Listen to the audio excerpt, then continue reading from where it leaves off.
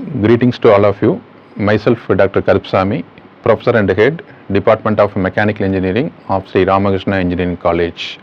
We are studying the subject Design for Manufacturing and Assembly. Today we are going to see one of the interesting topics, that is selective assembly. Before going for selective assembly, let us see what are all the types of assembly. Then we will come to the selective assembly. Let us consider a car company which is manufacturing varieties of car. Are they really manufacturing all the components? No, the car company, they are not manufacturing all the components.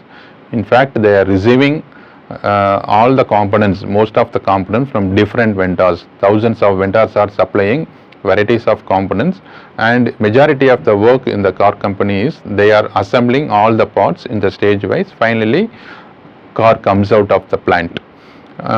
Consider that different components are manufactured across various places, that too by different suppliers.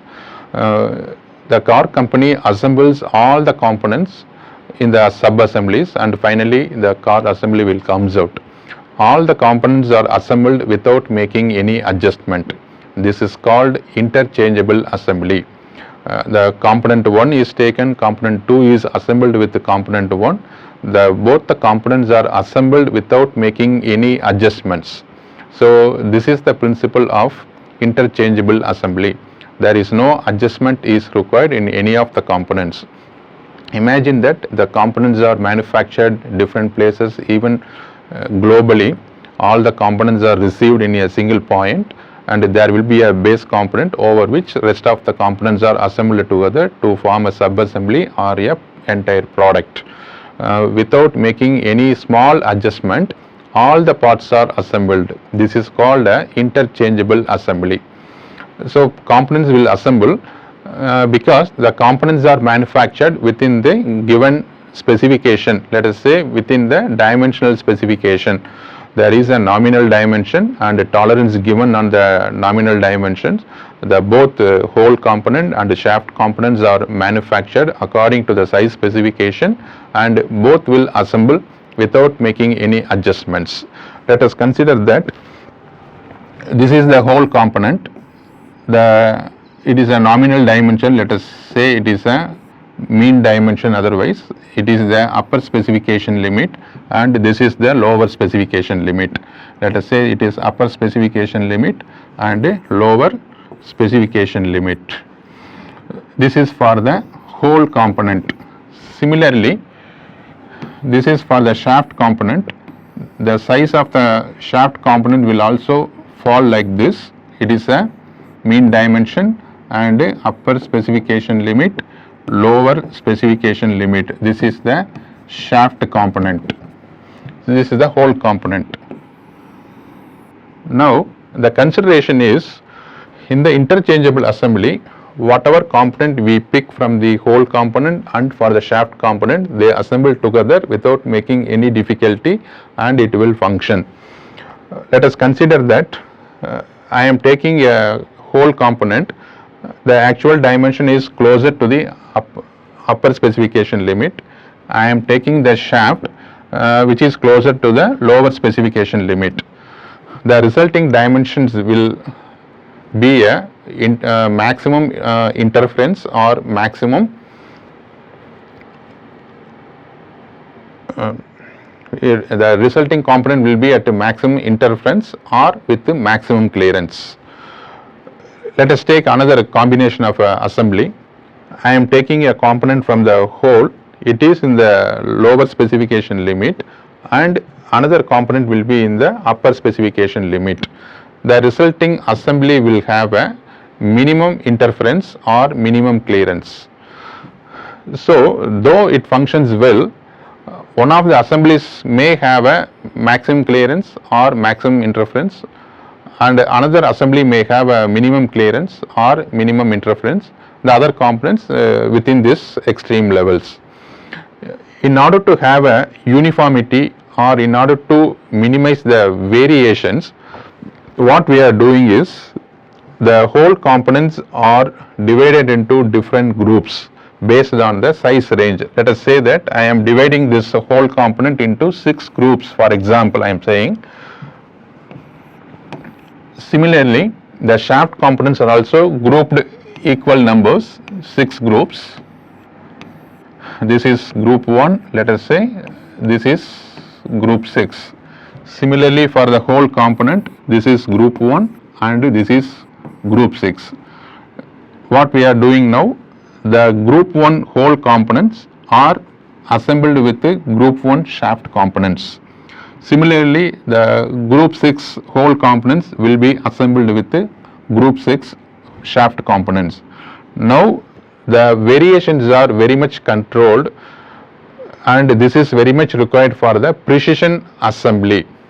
So, this process we can say it is a selective assembly. In this case, the components manufactured by the different vendors or different places are grouped into small groups based on the dimension range, and each group is assembled with a matching group so that the interference or clearance will be maintained in all the assemblies more or less equal. So, this method is called selective assembly process. I like to give an example how in the selective assembly process the components are grouped.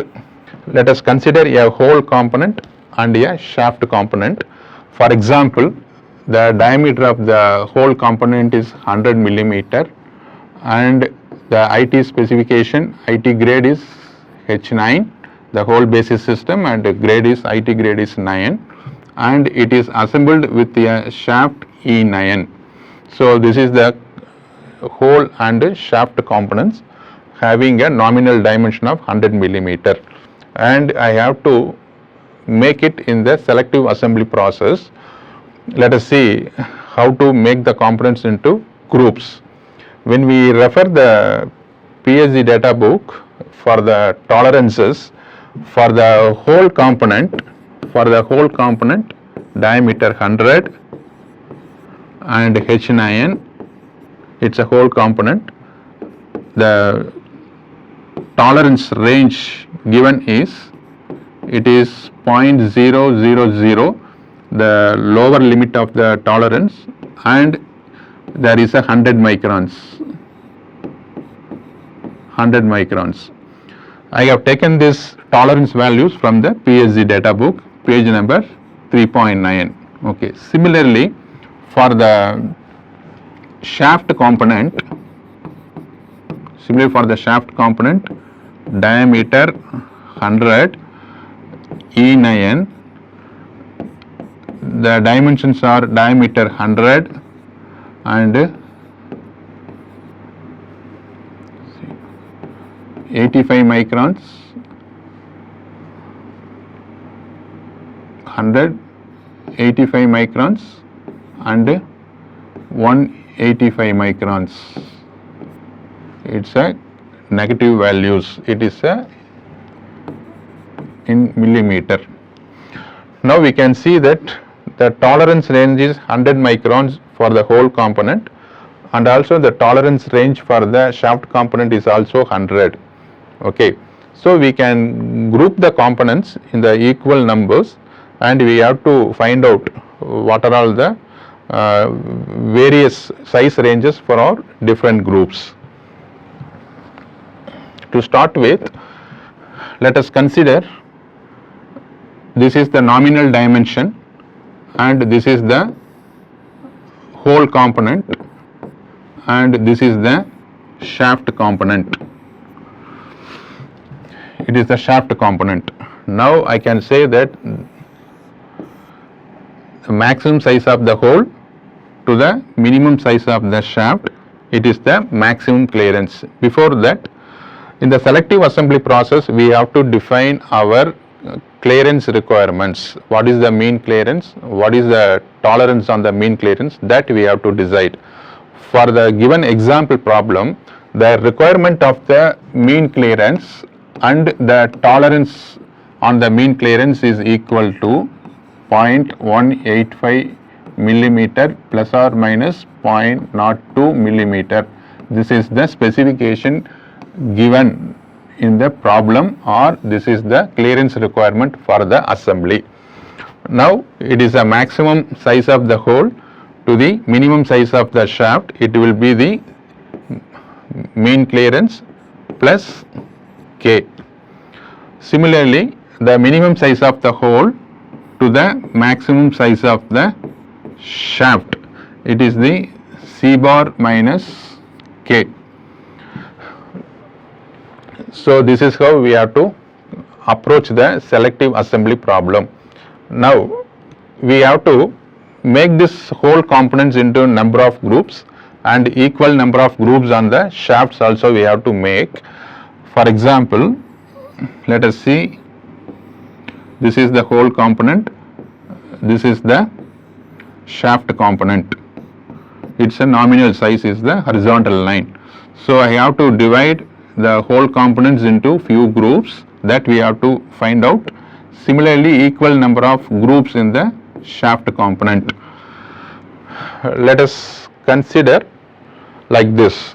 Okay, this tolerance range is known as, it is a group tolerance of the hole, and this is group tolerance of the shaft. I hope you can understand. Now if you, when you make up the stack up analysis for this combination, we can see that C bar plus K equal to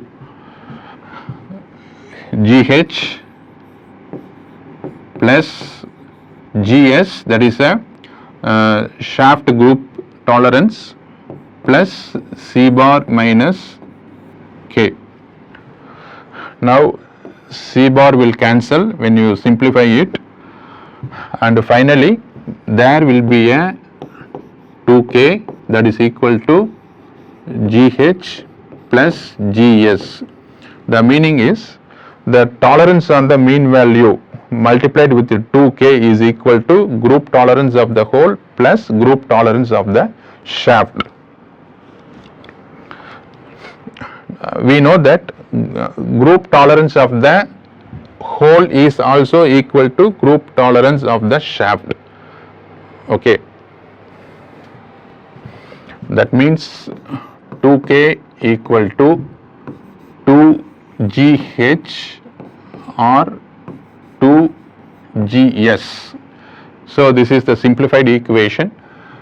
Finally, we can say that K equal to group tolerance of the hole or group tolerance of the shaft. This is a simplified model. Now based on this, we have to solve the problem. We have to identify number of groups. How to find the number of groups? There is a simple formula, that is equal to total tolerance of the hole or total tolerance of the shaft divided by, we can say, group tolerance of the shaft or group tolerance of the hole. We will get number of groups. In our case, let us see what is the group tolerance. I told that group tolerance is K. It is already given in the problem, that is C bar plus or minus K equal to 0.185 plus or minus 0.02 millimeter.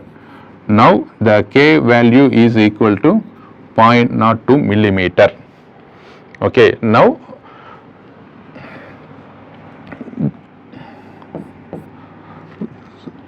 that K is equal to group tolerance of the shaft or group tolerance of the hole. The total tolerance of the hole or shaft is 100 microns. 100, 0 is the lower tolerance range, lower tolerance value, and maximum tolerance value is 100 microns. So the total tolerance is 100 microns divided by the K value, that is equal to GS or GH, that is equal to 0.02, that is a 20 micron. There will be a 5 groups. Now we have solved how to divide the total tolerance of the hole or shaft into the groups. Presently, for the given problem, it is 5 groups. Now we have to find out the size of the hole and shaft group sizes. Let us say this is the nominal value. Let us say this is the hole. It is divided into 5 groups, group 1, group 2, group 4 and group 5. It is hole 1, hole 2, hole 3, hole 4, hole 5. So the nominal value is 100. Since the lower tolerance is 0, it lies on the nominal value. So 100.00. The group size is GH equal to 0.02 millimeter.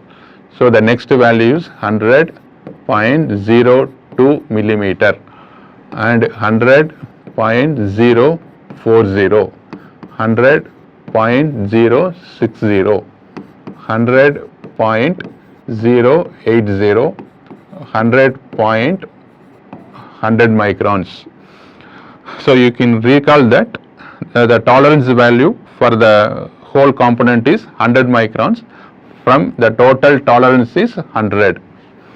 Now we have grouped the whole component. Similarly, we have to group the shaft components also. Shaft is also divided into 5 groups.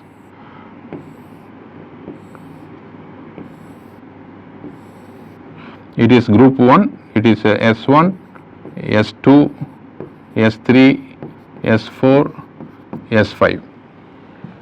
The tolerance value of the shaft is 100 E9, that is 0.085 and 0.185. So what is the value of this? This is 100 minus 0.185. That is, the value is 99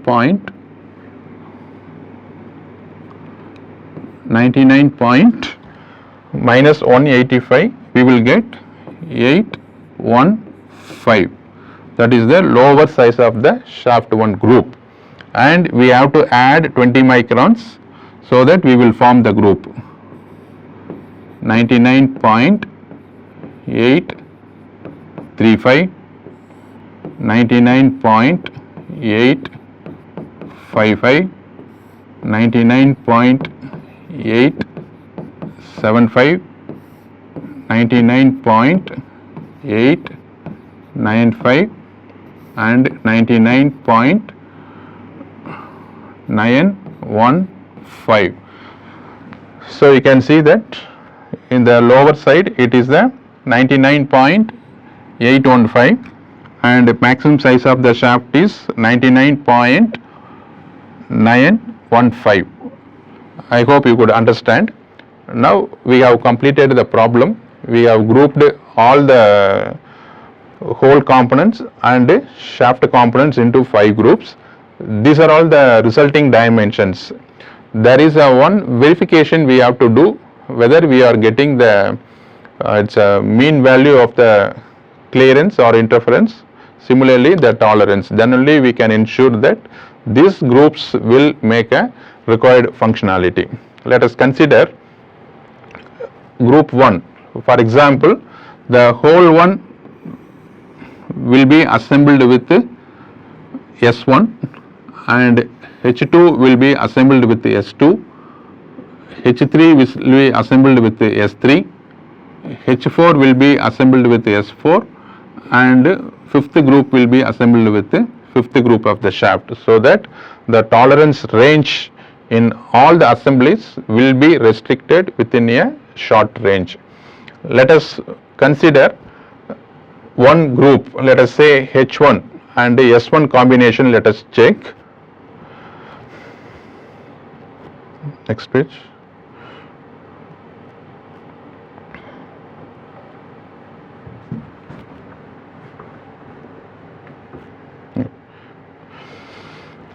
Let us take, this is the group 1 and similarly this is the shaft group 1.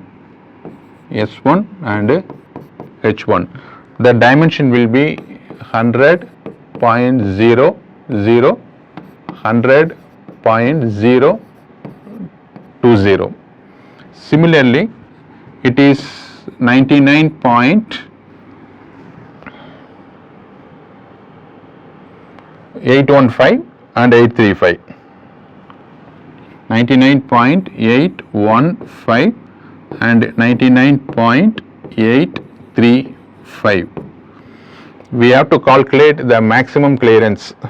Maximum clearance C max equal to 100.0 minus 99.815. Any one of you can tell me the answer for this? You can tell the answer for that. What is the C maximum?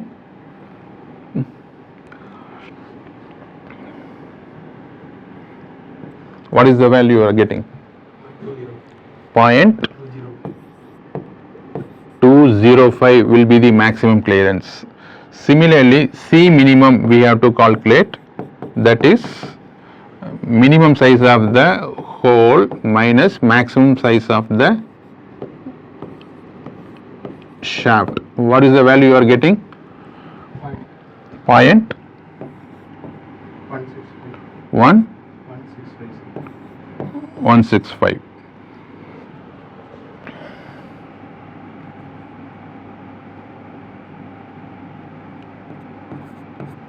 0.165. Okay.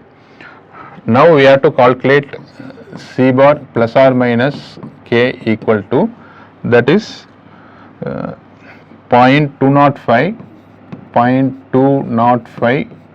plus 0.165 divided by 2